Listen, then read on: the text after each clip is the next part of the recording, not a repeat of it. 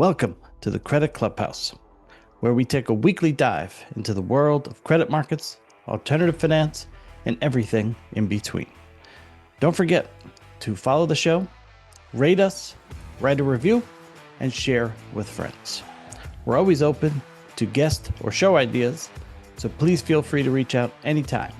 Just todd.anderson@dealcatalyst.io.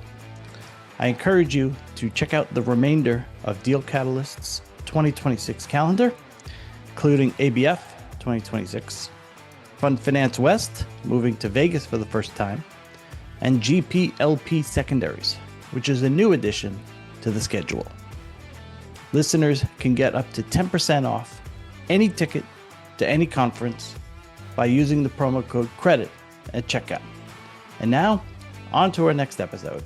This episode is brought to you by Cardo AI, the operating system for asset-based finance and private credit. These markets still run on spreadsheets and siloed systems. Cardo AI brings everything into one system: the data, the structuring, the borrowing bases and waterfalls, the cash flow modeling and simulations, and the investor reporting. That's front office to back office, all in one place. Today, more than 700 facilities and $150 billion run on Cardo AI. The world's most sophisticated investors and lenders use Cardo AI, equipping their teams with a level of control and intelligence that legacy tools simply cannot match. See it for yourself. Talk to the experts at cardoai.com.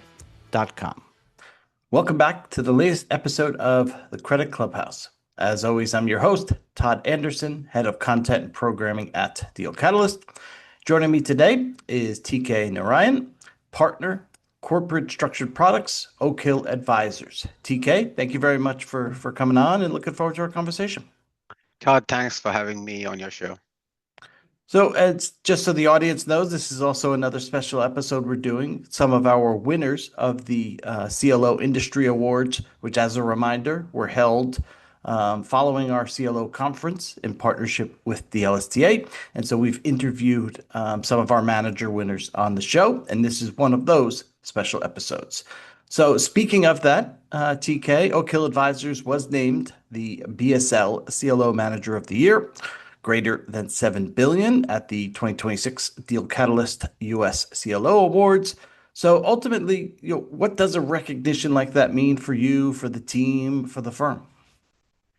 Thanks for the question. Obviously, it is very nice to be recognized by such a knowledgeable investor base. But I'm not sure what it means to our platform insofar that it won't change how we operate. We have long been a fundamentally credit-focused CLO manager.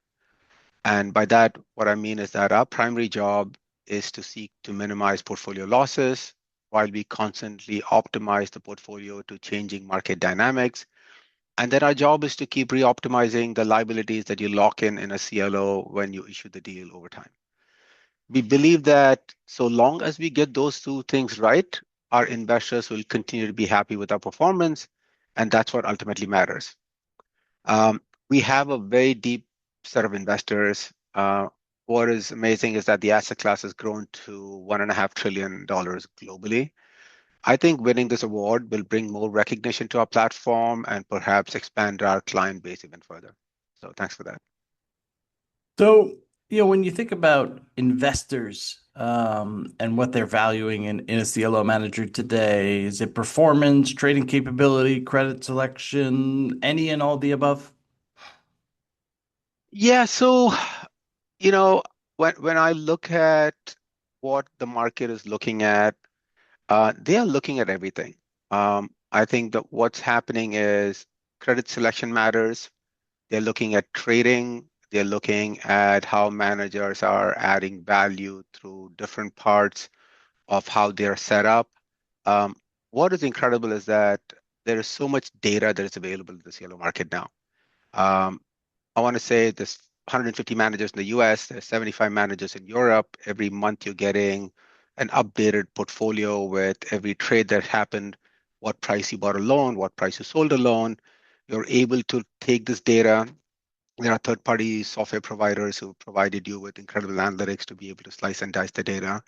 And so when you actually start looking at manager performance and how you are optimizing this, you're able to discern who's adding value, who's not adding value.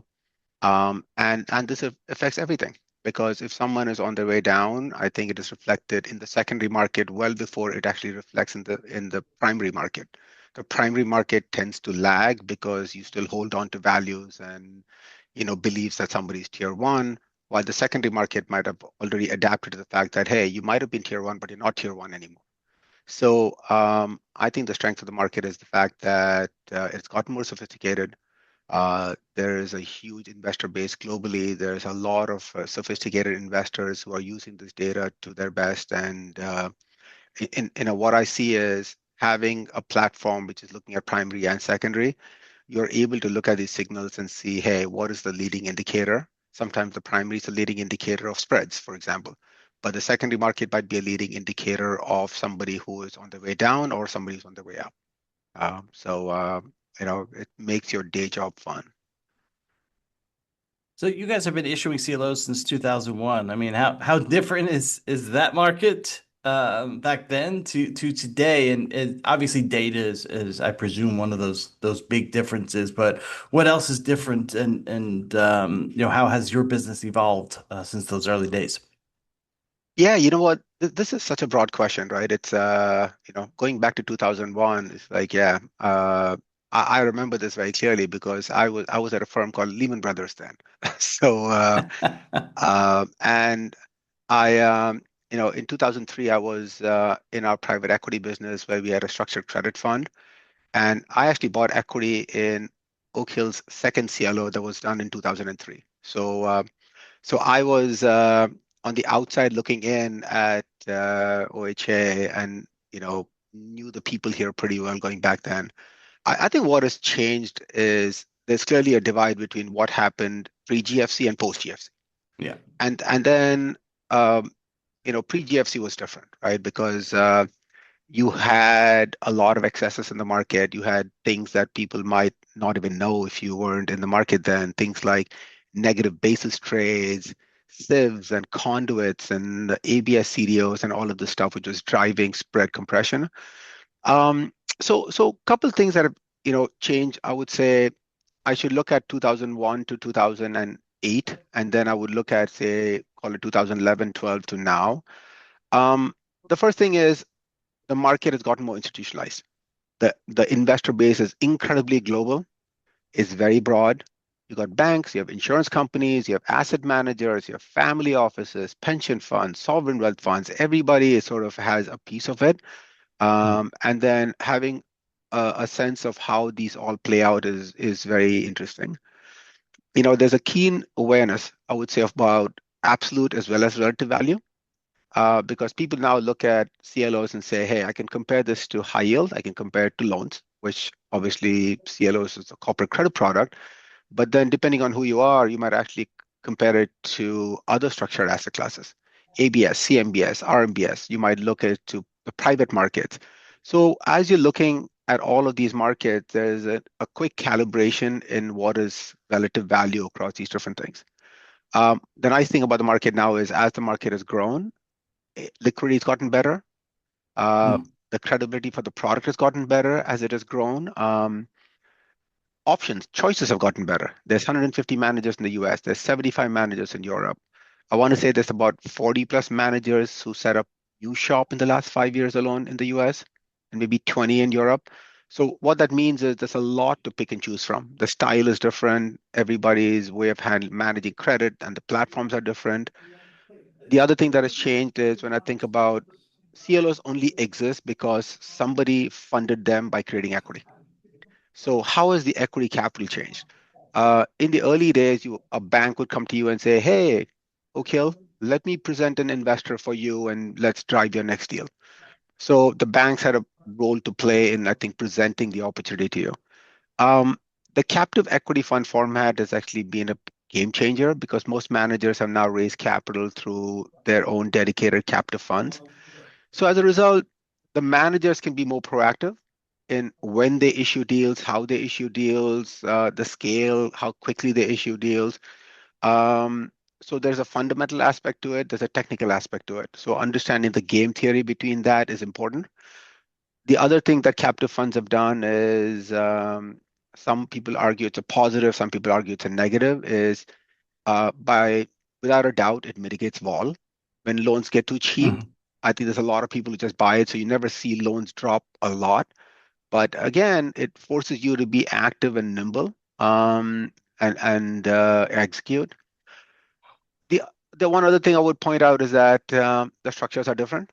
Um, pre GFC structures were more levered. They were, you needed a lot less equity then. Um, the structures were longer. The reinvestment periods were 7 years long. They're now 5. You could invest in bonds. You could buy other structured asset classes. So what that not being in these portfolios mean is that it's harder to generate alpha from trading.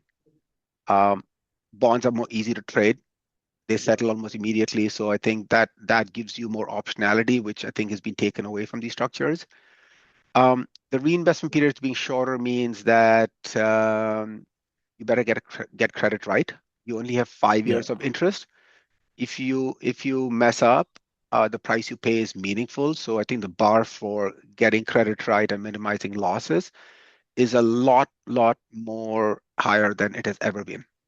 So I think the market's interesting. You need to understand um, what these different dynamics do and what's your role, how you're set up, all of that when you are, I think, creating a CLO or investing in a CLO today. So in your answer there, you also referenced scale. Do you think scale has become a bigger competitive advantage in, say, the last 5 years? Um, I want to say yes, but the real answer is it depends, because, you know, um, we believe that a well-run CLO shop needs to understand scale to properly cover the universe of credits. Mm. There's close to 1,400, 1,500 unique issuers to pick and choose from. So in the US, that's in the US. Europe is a smaller hunting ground, but let's just focus on the US market for now. So if you have 1,500 issuers to choose from, there's a lot of different ways in which you can pick and choose your portfolios. You can be selective, you can build high quality portfolios. Also, the scale of the market allows you to be able to rotate and trade and add value because of the scale. One of the things that we have learned is that no matter what your investment thesis is, it is always going to be challenged, whether it's COVID, whether it's Russia, Ukraine, whether it is AI, whether it's Iran. So you need to be front and center in evaluating all this. So this is why I'm getting at scale. When you're too big, and let's say you wanted to get out of, say, a 2% position size across maybe a 30 billion platform, that's a big number. So can you Yeah. get liquidity at that point? Now, again, are you set up right?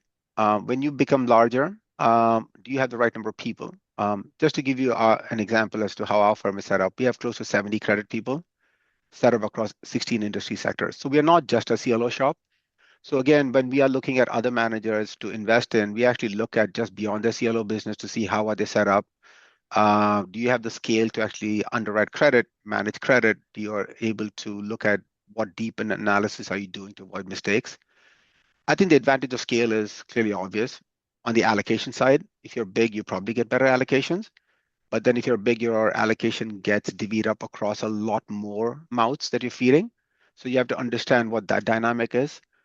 Scale also means that you have very good relationships, hopefully, with your sponsors and management teams, and hopefully that plays it into playing defense on LMEs, because there could be a huge range of outcomes in whether you are in the right group or in the wrong group. Um, Having a distressed team, which is, I think, involved, like the way we are set up, is also valuable because you can actually add tremendous value in playing defense. So as a result, I think some of these things play to your benefit. The counter to that is that obviously when you get too big, when you're too focused on AUM growth and issuance, um, you start seeing people actually underperform because you now have a loss of discipline on the credit side or more importantly, even the liability management side. And when I talk about liability, it's not LMEs on the loan side, but more about your CLO tranches. let's say you're ending your non-call, but you have like 10 deals to reset. You can only do a deal, you know, a deal once in 2 weeks. And so all of a sudden your pipeline looks like JFK's landing, you know, pattern. So not great. So again, these are all things to look at when you're understanding scale as a manager, as we are building our business.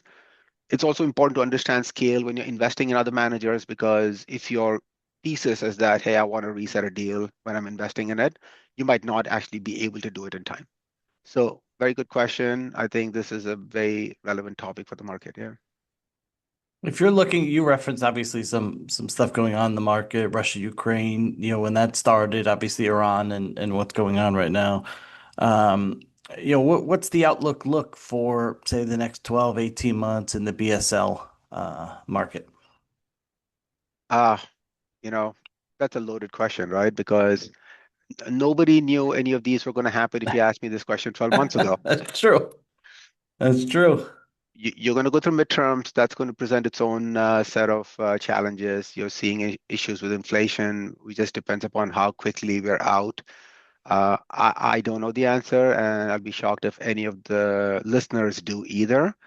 Um, I think ultimately our job is, as credit investors, we are lending to companies and we want our money back. You know, Yep. there's 100 different ways you don't get your money back. There's only one way you get your money back. So our focus has always been avoid left tail risk, re-underwrite, and challenge your investment thesis constantly. By the way, AI didn't happen yesterday. AI has been going on for a Yeah. long time. So it is amazing that you just woke up when Anthropic released its latest version of Claude early this year and said like, oh my God, this has changed my whole life. I'm like, sorry, we've been looking at Claude for a long time. We've been looking at pretty much every LLM to figure out how we can use it at our firm, and Yeah. so what did we do, right? We underwrote every software credit to figure out AI disruption and the scale of it, displacement, and how quickly that would happen. And that went into our industry thesis to figure out, do we like the company or not? Or if at the price at which it is trading at, do you still like it or not? And can we actually own the company and be fine with it? Are we going to get everything right? No. But if we get most things right, then I think we'll be fine. So that's how we are responding to that. What do we do during COVID? We underwrote every company again on disruption from COVID.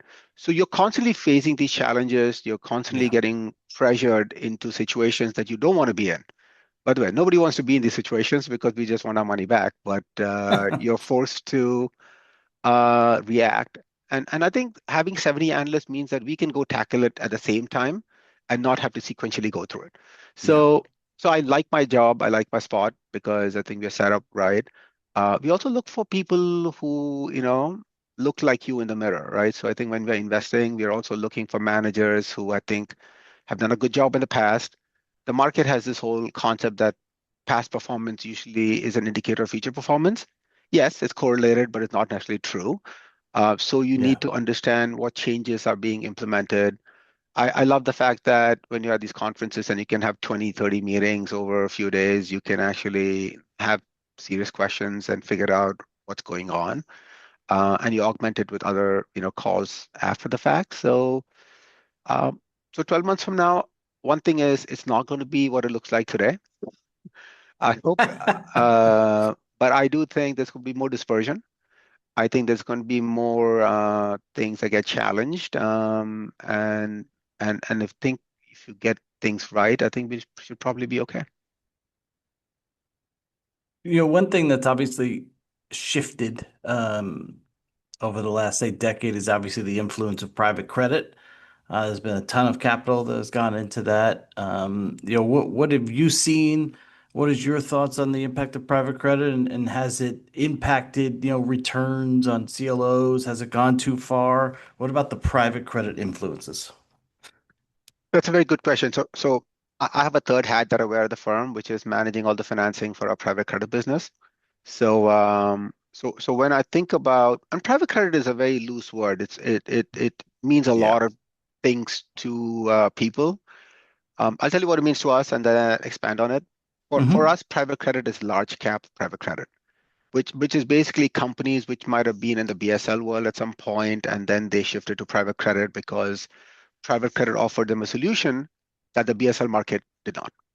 And maybe it was in 22 when the market shut down in the BSL world. So private credit was one way for the company to get liquidity and a solution for their capital needs. And that's what private credit means to us. But to the market, private credit could be middle market, it could be small middle market, it could be larger middle market. Also, private credit also sometimes includes the whole ABF world, which is out of scope for this call. But so we will sort of not talk about the whole asset-backed, ABF world as far as private credit is concerned. But the one thing which is obvious is when people look at BSL CLOs and private credit CLOs, um, the difference has been private credit CLOs are mostly financing tools and not an arbitrage tool, i.e., the equity is typically the manager or the fund that is using the private credit CLO for financing. And the private credit CLO is usually an alternative to an ABL, an asset-based loan that was used to finance a BDC or an SMA. So on a look-through basis, what you're seeing is a portfolio which could be chunky and have 50 names to 100 names, maybe even larger. Some combination of lower middle market, upper middle market, or large cap BSL. The second thing that people look at and evaluate is, hey, AAAs are AAAs, right? So, hey, what am I getting paid? So in the BSL world, if you're getting paid 120 basis points for a AAA CLO tranche, and in the private credit world, you're getting 145, 150, that's 25, 30 basis points. So there has been a lot of capital that is flown into the private credit CLO world, partly because these have done well. Losses have been low, the attachment points are higher, you're getting more spread. What are you giving up? Liquidity. That market is smaller, less liquid. It's a little Yeah. bit more of a buy and hold market. And if I look at the size of that market, it's almost 200 billion now. BSL, CLO, US is about $1 trillion. Private credit is 200 billion. The European CLO market is 300 billion. So the private credit US CLO market is catching up to what the entire European CLO market looks like. So I don't think everybody is a big buyer. A lot of insurance companies and banks and traditional CLO buyers at the IG part of the stack have been adding private credit CLOs to augment their BSL exposure and pick up spread. I think that market is going to continue to grow. And when I think about what private credit is to OHA, almost half of these companies that we have in private credit form were BSL companies that we lent to. And we've known these companies for 20 plus years. So I think they are fungible from a risk perspective. And the devil's in the details, so you need to understand when you're buying, what is the liquidity, what does the profile look like, who's the GP, what is the financing need, what does the structure of these look like? If it's in a BDC that is facing redemptions, what does that mean? So I think there's a lot of questions to be asked about the investment as well. But it's safe to say these are bankruptcy remote SPVs, and your collateral is secure. So there you go. Well, you've referenced it a couple of times through our conversation, the kind of diversified nature of the buyers today. You've referenced banks, insurance companies, and just a minute ago. What does the full spectrum of investors look like? And is there any particular sec piece of the capital stack that is kind of most in demand today? Obviously, before you referenced the captive equity being a game changer, but what are investors, kind of keying on today? Sure. I'll start top down so that way you get a Sure. flavor for the investor base looks like, right? So the AAA investor base, I would say that the investor base broadly has not changed in the last 10-ish years. There has been some changes around which are positives in my mind. The typical AAA investor base is typically the global banks, whether it's the US banks, whether it's the Japanese banks. Obviously, Yeah. European banks, I think, are more subject to risk retention rules, and not all CLOs are. And those banks have continued to grow and be a steady source of demand for AAAs. One of the changes has been the loan format AAA investor base. The loan format AAA, which is mostly banks and which are held in their hold to maturity books, have been steady and growing, and I think have been good for the market. The one big change at the top of the capital stack has been the ETFs. Um, if I look back 5 years ago, the ETF AUM was a couple billion tops, you know, less than five. If I look at what it is today, I would say it is north of 45 billion. And most of it is AAA. There are a few MEZ ETFs, but that's a much smaller market than the AAA investor base. Now, at 45 billion, this is amongst the largest buyers of AAAs in the world. So this has been a welcome change, one. Number two, what I like is it provides liquidity in the market. It also provides a way for investors to access the asset class if you're not an institutional buyer. Yep. If you're, a retail investor, you want the floating rate nature of the asset class, whether you're a tax exempt or non-tax, or a taxable investor, you can do the math and figure out what you end up with. But there's been a lot of demand for, the larger ETFs. What I also like is we haven't had meaningful vol, but we've had enough to test these out. So they have weathered this recent vol pretty well, whether it was AI, whether it is Iran, and you've seen that the nature of these ETFs is such that if you get, dislocated from NAV, the create and redeem desks at the banks can compress that. You can either redeem it and get bonds back if it is trading too low, or vice versa. You can actually contribute and then get shares in exchange. So that I think is a good concept because it actually helps validate the asset class. Now, when I go below the AAA, the non AAA IG mezzanine is mostly an insurance product. Insurance companies are constantly looking at what the NAIC charges are, what the capital Yeah. charges are, and the recent NAIC changes are probably going to help increase demand for insurance capital for this.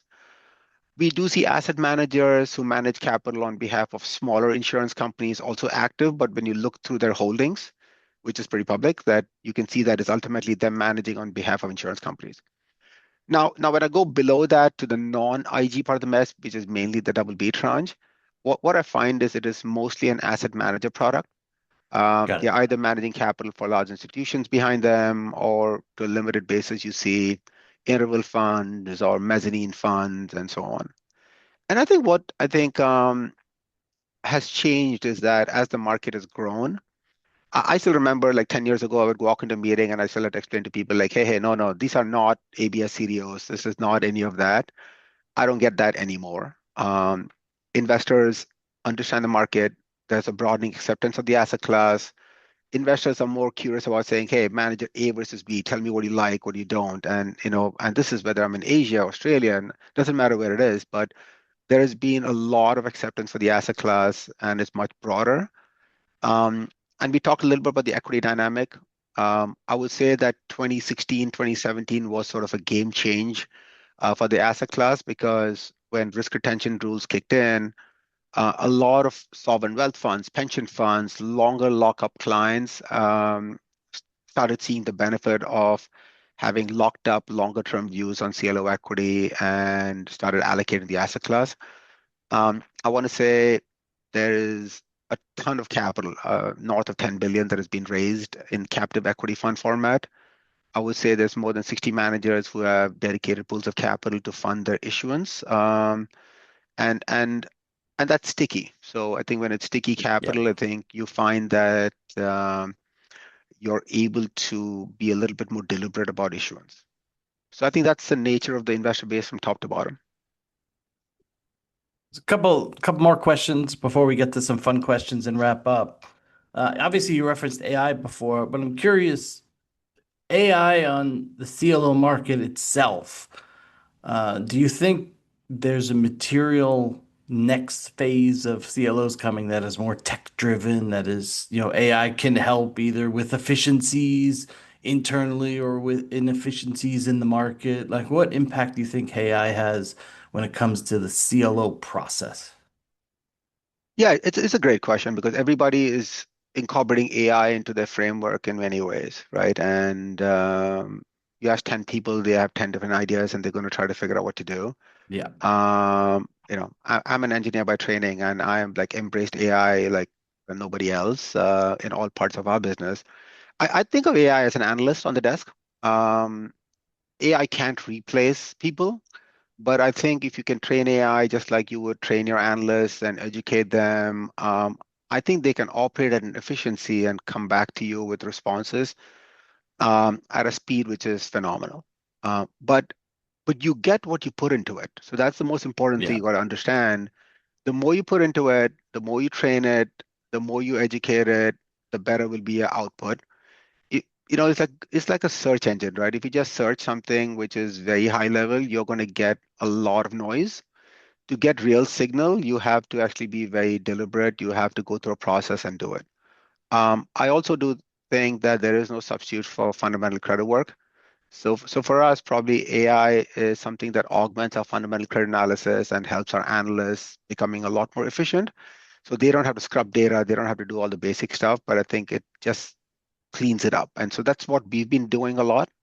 Um, I think just having a AI only manager, it might be possible. We'll see. I, Um, I'm always curious about that. I mean, my presumption is someone's going to try it at some point. no, absolutely, right? Because people are trying to figure out how to create platforms with the lowest cost.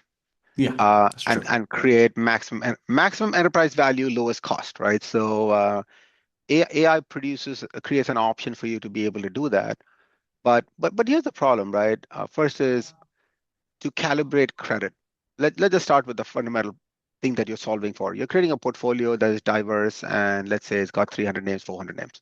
Yeah, So you need to come up with some kind of mechanism to rank credit. And very often you're going to have to scrub the data, you got to filter the data, you got to figure out is this data clean or not. Um, and the thing with AI is that it's going to give you an answer whether you like it or not. So if you are not competent and capable of understanding the data and filter signal from noise, you're going to create a beautiful CLO portfolio with just noise.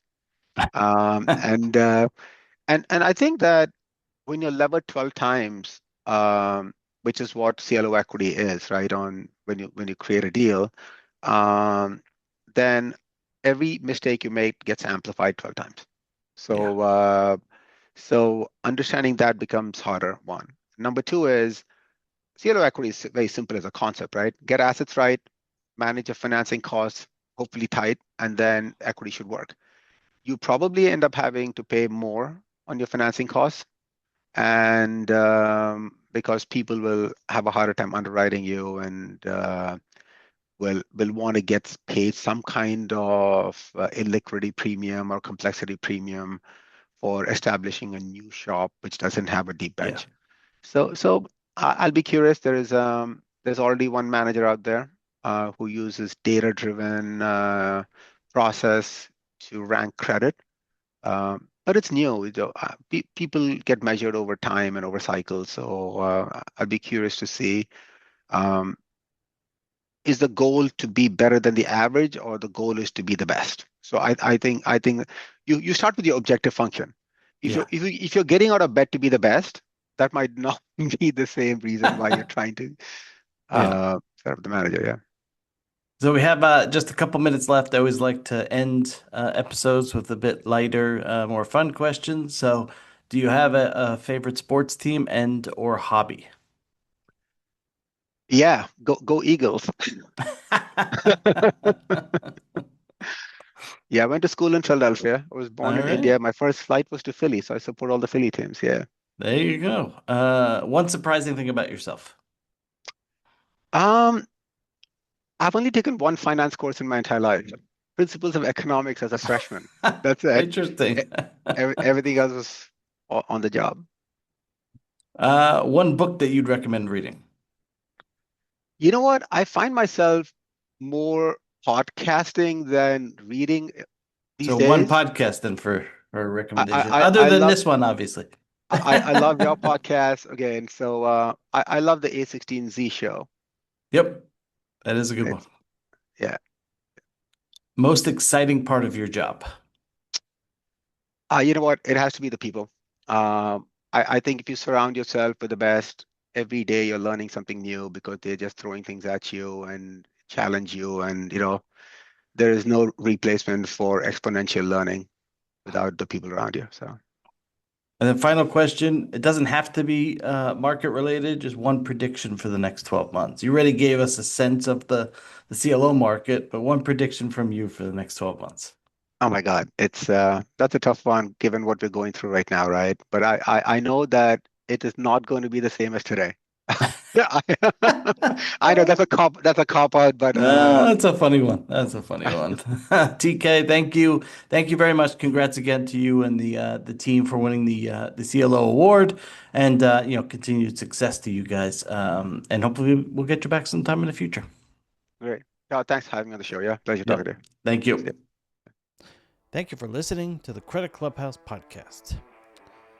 Credit Clubhouse is brought to you by Deal Catalyst, the leading capital markets events and market intelligence company. For more information on Deal Catalyst events, surveys, and a whole lot more, please head to www.dealcatalyst.io. Thanks for listening. Until next time.